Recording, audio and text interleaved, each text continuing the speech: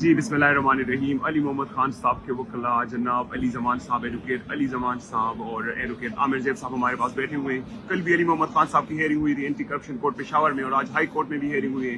تو علی محمد خان صاحب اور عامر زیب صاحب سے پوچھتے ہیں کہ وہ اس حوالے سے کیا کہیں. بسم اللہ الرحمن الرحیم.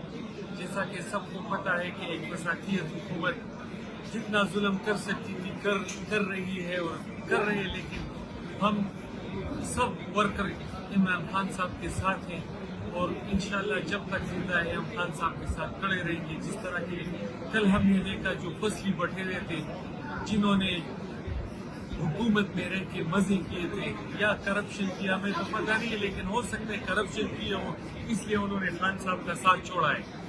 جہاں تک علی محمد خان صاحب کے کیس کا تعلق ہے، کل اینٹی کرپشن میں ان کے کیس میں ریکارڈ نہیں پہنچایا گیا. آج ان کی ریٹ فکس تھی تو جج صاحب نے پہلے فرصت میں اے ڈی کو کہا، اے ڈی لیگل کو کہ ریکارڈ پہنچاتے ہو کہ نہیں.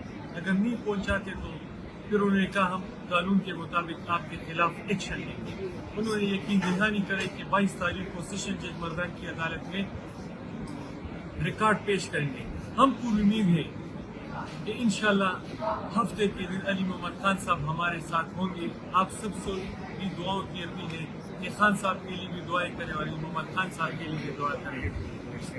ہائی کورٹ کا ریٹ جو ہے اس کو پینڈنگ کر دیا گیا ہے. 25 تاریخ اس میں ہمیں مل گئی ہے اور اے جی آفس والوں کی خوب کلاس لے لی کہ یہ کہاں کا قانون ہے کہ آپ لوگ بغیر کسی وارنٹ کے لوگوں کو اریسٹ کریں.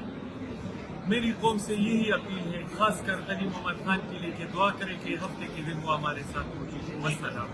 اور عدالت کی ہی آرڈر ہے کہ 25 تاریخ تک کوئی بھی اتھارٹیز ان کو گرفتار نہیں کر سکے گی. عدالت نے حکم دیا ہے کہ یہ غلط بات ہے کہ وہ کسٹڈی